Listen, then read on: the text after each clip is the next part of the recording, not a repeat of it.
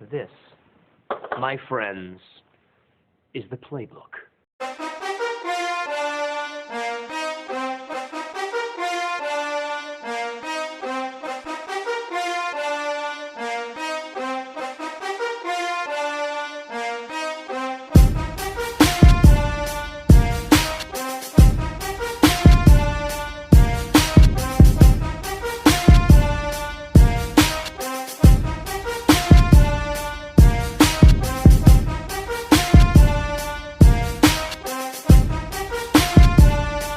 What's going on, everybody? Welcome back to another page from the playbook. Today, we've got co-host Clark.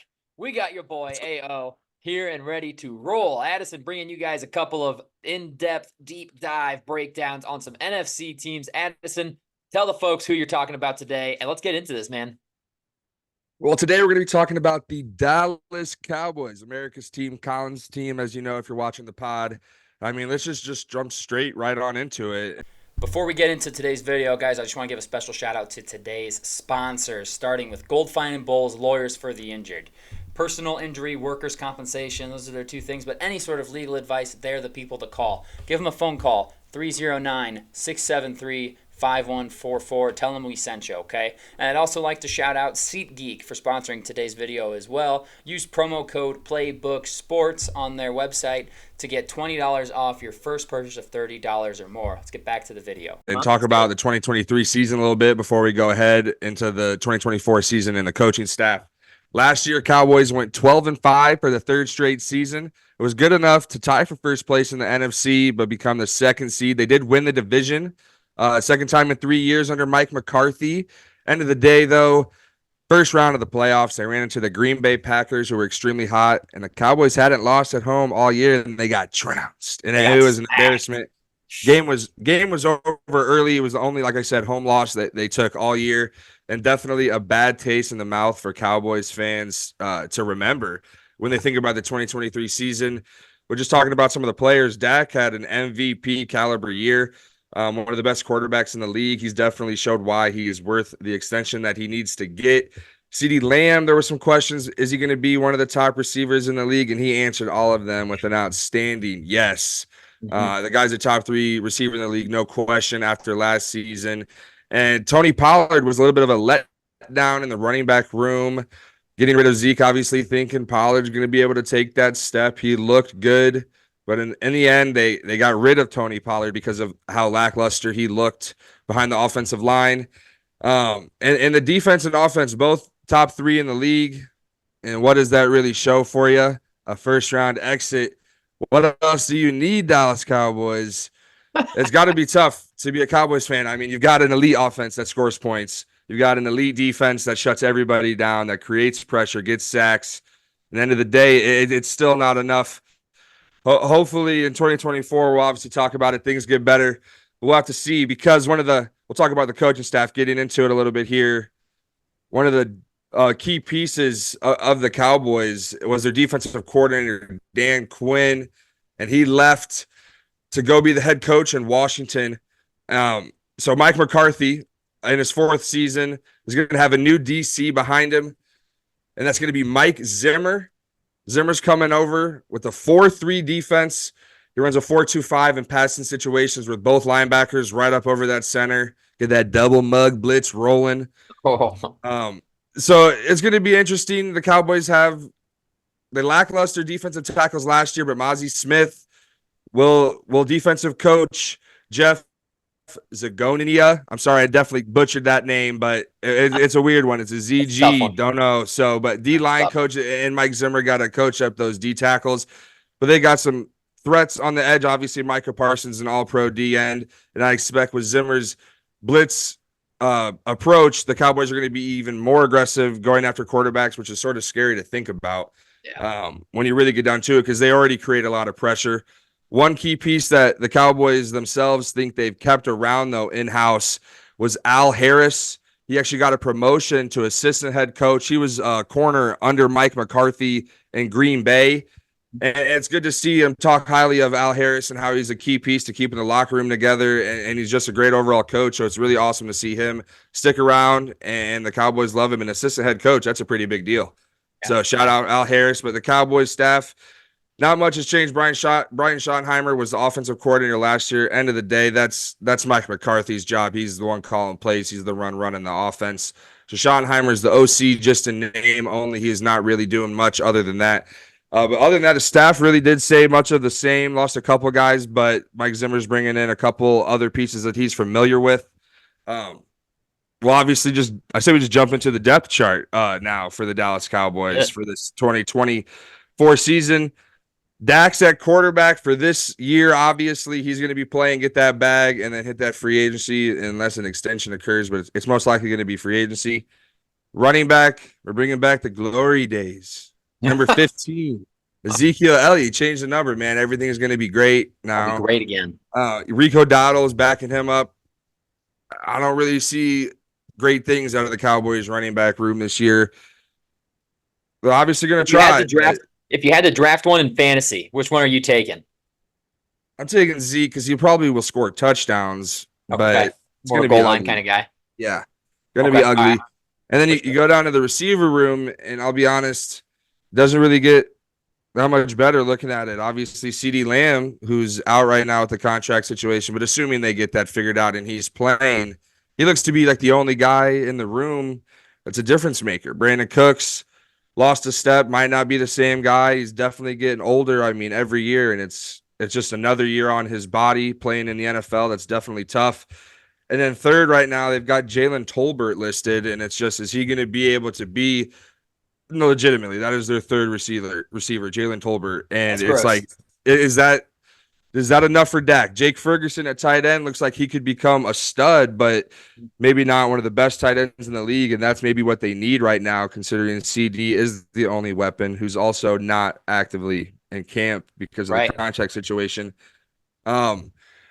Offensive line, most of the pieces are here that have been here, but Terrence Steele, right tackle, Zach Martin, right guard. I like that side completely shut down. Brock Hoffman's listed as the center one. After what? Travis Frederick retired this last year. 2 years ago, they had Tyler Biadasz. Okay. So it's obviously a new center, though. New center. And then left guard, Tyler Smith, young guy. And then Tyler Guyton is listed as this left tackle, too, but he'll probably be the tackle going forward. Obviously, spend that pick on him. So I like the chances for the offense to be dynamic in 2024. I can still see high production because Dak Prescott is a good quarterback, and if CeeDee Lamb is out there, those two have a connection and they'll be able to move the ball. But other than that, I mean, Ferguson, man, there's not really much firepower, explosiveness other than CD and Dak, but you thought there was going to be some with Tony Pollard last year. There wasn't. They still were a dominant offense. I mean, they scored the most points per game in 2023. So we'll see. I mean, I'm assuming offense is still productive, but we'll just jump over to that defense. Mike Zimmer, what he's rocking with. DeMarcus Lawrence and Micah Parsons are his edge. Check. That's a W. Nice. Thank you very much. Mozzie Smith and Osa. I'm sorry, my man. Odigizua. Thank you, my man, because his name was getting butchered. But that's a nasty front four, especially with the edge threat. And that's definitely going to be a group that creates pressure. They did it last year. They're going to continue to do it this upcoming season. Linebackers, Damone Clark. He's a burner. And then they did bring over Eric Kendricks from Minnesota. No shocker there, though. You bring in Zimmer. You get a guy that knows his defense, ran his system for years in Minnesota, and Eric Kendricks. And I like it. Obviously, health, if he's out there playing, I think he'll be an impact player for the Cowboys at that middle linebacker position. And then we're going to sub linebacker. They got Maurice Laifu is that's hey, that's what I'm going with again. I apologize. I'm trash. I love it with the names. We'll go to corners here. We got Deron Bland. Obviously, the pick sixes last year was a story. Broke the NFL record, which is wicked. Yeah. Other corners, Trevon Diggs. He's obviously a stud coming off the ACL injury, though, but still I'm anticipating him to be just fine. ACL is not what it was. Safeties, we got Malik Hooker and Donovan Wilson. Safety room's all right, nothing crazy, but the pressure that they're going to be able to create up front with the Zimmer blitz and the pressure just in general, that's going to help the secondary room, and that's probably what they're anticipating. And then the kicker, Brandon Aubrey. I mean, we got to talk about him because he's a freak, 66 yards in the preseason. That's a nice asset to have. If you have a kicker that can hit 60 plus, let alone 66, that's a benefit to the team. Straight up, can help you win football games. Yep. If you're on the opponent's side of the field, you're getting points. Like you're more than like he can hit it. 66 is basically at the 50-yard line where the ball is. Like it's technically at the 49. So if they are 1 yard into enemy territory, you're looking at 3 points. That's crazy. That's actually scary. That's crazy. It's game changing though as well, especially like in playoffs or any big game scenario. Having the ability to take points, especially on far distances, that's huge. Yeah. Huge. Overall, though, I mean, I do like the Cowboys roster. I think it's probably taken a step back from last year, but they still have all the stud pieces if CD plays, and that's obviously the big question mark. But that'll get done. That's my assumption, is that'll all be done, and that's where I'm at.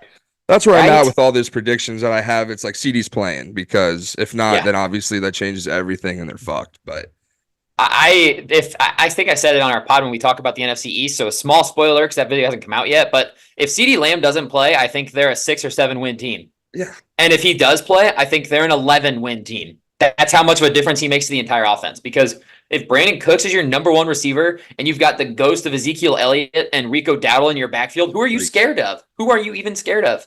Like, CD Lamb is a game-changing receiver on the level of Tyreek Hill and Justin Jefferson and Jamar Chase and all those guys. If he's not out there, man, this could be a long season for Dallas. Yeah. Long season. That could be a really nasty last year of Dak as well. Yeah, it really could. Go out with a bad taste. Yeah, seriously. And that would definitely. I just can't imagine not paying him. Yeah. I just can't imagine it. Yeah, the way I think about it and the logic that goes through my head is CD wears number 88. You think Jerry's letting an 88 walk? No way. No chance. No chance. Yeah, no chance in hell. Yeah. All right, so coaching, we'll see. Defense, offense, not a bad roster, but a step back. So I'm guessing we're not going to be predicting a 4th straight 12-win season. No, not. Don't want to spoil everything, but no, not a 12-win season, 4 years in a row. Sorry, Mike McCarthy. I think the seat's going to get a little hot. Ooh, a little toasty. Uh-oh. A little toasty. I mean, Jerry's getting up there, and that seat's not getting any colder, so. True. Thanks. All righty, let's run through their 17-game schedule. Talk to us. What do you got? All right. Let's just jump straight on into it. Get it. Week 1. Sorry, I got to scroll up here. You're good. Be difficult. Week 1 at the Cleveland Browns. You know, I love that Cleveland roster, but not as much lately. Cowboys are starting 1-0 with a road W in Cleveland. Okay. I mean, it's going to be a tough game, but I just anticipate the Dallas Cowboys defense being able to disrupt Deshaun Watson enough to be able to get the W. That's basically what it boils down to. Cowboys offense will move the ball. I think the Cleveland's offense might stutter against that defense. Even though Cleveland has a nasty defense, they'll have a better opportunity to move it just because Dak's better than Deshaun Watson. Yeah. Just straight. I like it. And then all right. we'll jump to week 2. At home opener against the New Orleans Saints. Thank you very much, NFL, for having the Saints come to our home opener, is what Dallas Cowboys are saying. They're starting the season 2-0. This one's pretty easy as well. I think it's overpowering offense and overpowering defense, both sides of the ball for the Cowboys here against the Saints. Derek Carr is definitely still quarterback at this point, but it's going to be one of those games and they look back and go, maybe he should be benched because this one's going to get ugly. Yeah. Yikes. Week 3. They're still home, staying home. They've got the Baltimore Ravens coming to town, an absolute stud team in that AFC. And I think the Ravens are going to do what they do best in the regular season, and that's beat up on great teams. Keyword regular season. But the Cowboys are going to take that first loss to go to 2-1 through 3 weeks. So far, so good, Cowboys fans. Yeah, don't grill me yet. Nope, still good. Not yet. Week 4. On the road against the G-Men on Thursday Night Football. Ooh. Nate, when you were talking about the G-Men in one of the videos you were breaking down, I think it was the Titans. They're ugly. The G-Men, it's going to be bad. I got the Cowboys absolutely demolishing them to move to 3-1 through 4 weeks. And everything looks right so far. But again, you got one good team, in my opinion, this year out of the first 4 games. Cowboys start 3-1. Can't be upset about that. No. Week 5, this is probably the first one. That's the shocker. On the road in Pittsburgh. Give me the Steelers to take a dub. Okay. A little bit of a rivalry game between these two franchises. It's just Pittsburgh's definitely going to be feisty all year at home. They're an AFC North team. And it's the Cowboys on the road. You just never know with them if their defense shows up completely. I just think Pittsburgh's defense could be nasty, and I think this is one where Dallas looks back at the season and they're disappointed they lost to a Steelers team. End of the day, though, it's on the road. I can justify it in my head. Move the Cowboys to 3-2 through 5 weeks.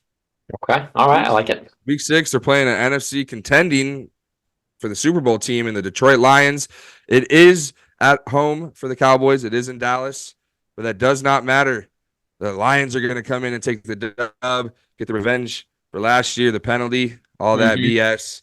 And it's going to move the Cowboys to 3-3 through 6 weeks, and they're hitting their bye week. Week 7, I can't lie. Panic's probably settling in a little bit for Cowboys fans at this point if this is how it plays out. From 3-1 to 3-3 really quickly, and then the bye week, and the team on the other side has your number beyond belief. Week 8 for the Dallas Cowboys, it's on the road against the San Francisco 49ers. And guess what? That's a loss. 3-4.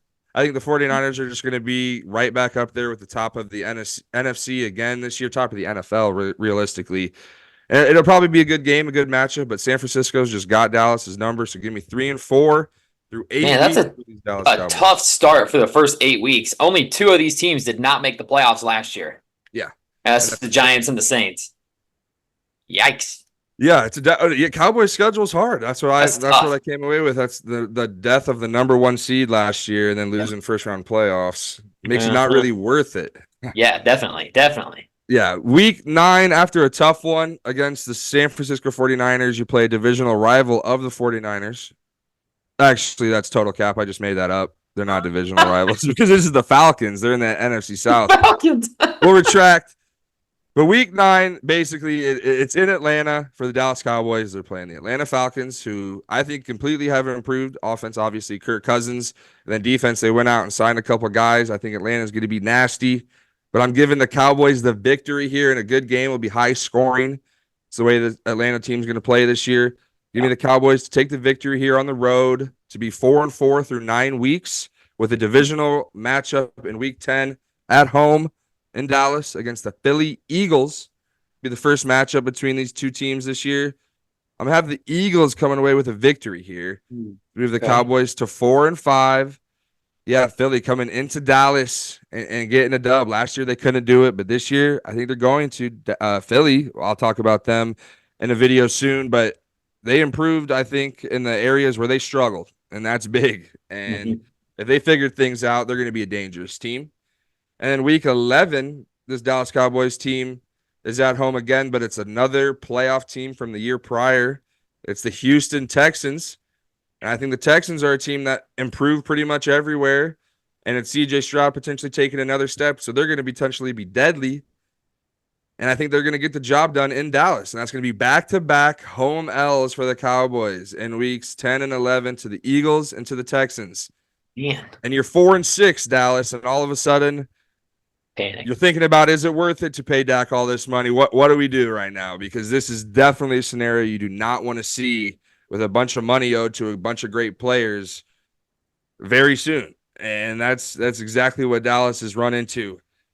4-6 through 11 weeks. Week 12, they're on the road against the Washington Commanders, who I love.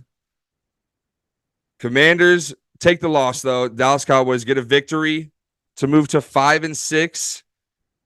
This is hilarious on my screen. Nate is just frozen, and his eyes are locked. He just texted me, said, "Keep going. I lost you." I don't know if we'll keep this in or not, but it's hilarious on my screen. He's just locked. Week 12, though, we're keeping rolling. These Dallas Cowboys, like I said, playing the Washington Commanders. They're going to get a victory to move to 5-6. Maybe things aren't doomed yet. Week 13, another divisional opponent. Back. They are on home. Nate is back. Let's go. Yeah, that's hilarious. When I was in there talking, hey, even if you keep this in there, I was like, he might not keep it, but damn, he's locked in right now because your eyes were just locked. And I was like, oh, I loved it, though. So, man, wife hotel internet is crapping out on me, man. It's kicking, baby. We were talking about week 13 G-Men. After they took a victory against the Washington Commanders in week 12, the Cowboys come back home, play the G-Men, and they're going to get a victory here. Move to 6-6. maybe the season's not doomed yet. Playoffs potentially still here. From 4-6 to 6-6, how quick things change. Oh, wait, playoff team. Not from last year, but most likely this year. It's the Bengals in week 14. It's a tough one to run into. It is in Dallas, but I'm giving the Bengals the nod here. You can clearly see Dallas's home field advantage does not carry over from 2023 to 2024. With the Bengals beating them in week 14, I mean, that's multiple losses at home. The Cowboys are 6-7 through 14 weeks. Week 15, you get a blessing from the football gods. You travel to Carolina. You're going to get a victory here to move to 7-7. Again, they're not out of it yet. If you're a Cowboys fan, you're thinking, we got a chance. We got a chance. Week 16, back in Dallas. The Tampa Bay Buccaneers coming to town. You get a victory.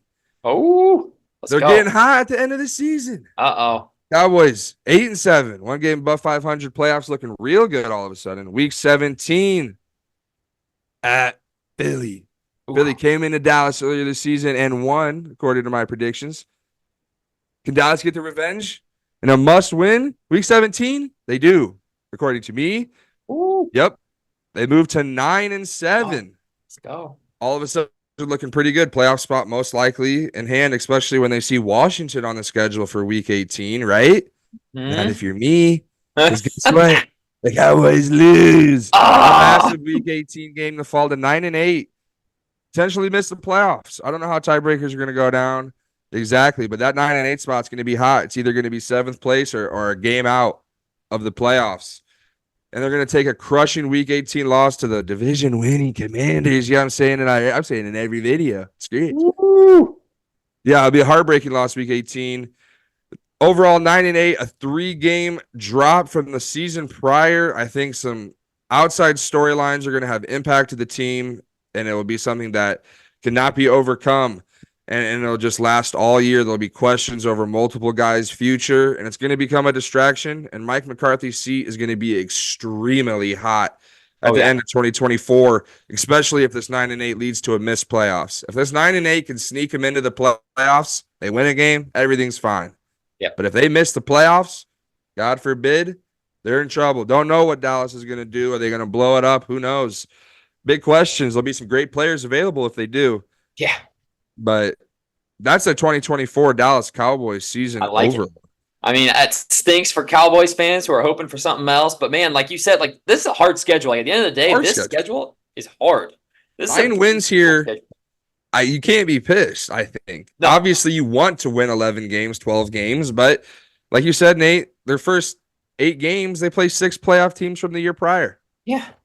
They play both the teams that played in the NFC Championship game and the Ravens who were in the AFC Championship game. They play 3 of the final 4 teams from last year in the first 8 weeks of the season. Yeah. That's crazy. And then they still play Houston, which is an uprising team. Then they have Philly twice after those first games, and they play the Bengals. Yeah. And I think Atlanta's significantly better. Atlanta's definitely, yeah. I mean, the only gimmies on this schedule, truthfully, I think are the Giants, the Saints, and the Panthers. Those are like the only ones where I look at and I can say I would put a lot of money on the Cowboys' money line in these 3 games. And I otherwise it's like Cowboys fans are definitely saying Commanders are a walk in the park. But it's Dan Quinn, you know, he's got a little magic sauce for these Cowboys that he was just a part of. You know, he only practiced with Mike McCarthy in this offense every day for the last 2 seasons. So obviously those games will be battles. Every division game is a battle in the NFL, just straight up. Yeah. But yeah, definitely overall 9-8 season for the Cowboys, a step back, but we'll see where the future is. It's a big question mark. Dallas has a massive question mark going forward, and I don't know if they'll have answers after this season, which is scary as a fan. Yeah, 9-8 would probably. I mean, Jerry Jones is so volatile. He'll look at the last few years and be like, "You have done nothing." Like when it matters most. What's 12-5 get me other than playoff losses? Yeah, great. We have division. We have 1 playoff win. And that's it. Nothing else to show for it. Having 12-5s have resulted in a playoff win against a washed Brady at that point. Yeah, got to figure something out, especially with CD and Dak. Like at some point, if they're losing, do you worry that CD and Dak start playing for money at this point? Now it's like, okay, I got to get mine. So if we lose, I'm sorry, I got to get my money. You know, last year it was all team. Let's go win our ball games. Now it's this year. Both these guys are free agents next year. They both want to get paid. It's like, screw you, man. I got to get my money. you got to get your money. Everyone else, sorry. You know, you hope that Yeah. they don't do that, but it does that creep into their minds. I don't know. Yeah, 100%. I mean, if I'm CeeDee Lamb, I'm sorry, I'm trying to get paid. Yep. And again, if I'm Dak as well, every single guy should be trying to get paid to their fullest extent. And if guys have problems with that, so be it. But end of the day, it's proven that that happens, and it does. So when guys are committed and other guys might not be, that can create friction. And if everybody's not bought in and it's not the brotherhood type thing, good luck. Because most you're teams not that gonna win the win Super games. Bowl, you hear about how the brotherhood is there. And Yep. if there's other distractions going on, tough outlook.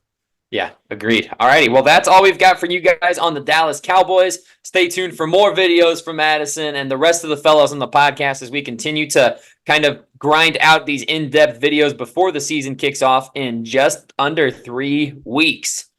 Cannot wait. So we will see you guys in the next one. Peace.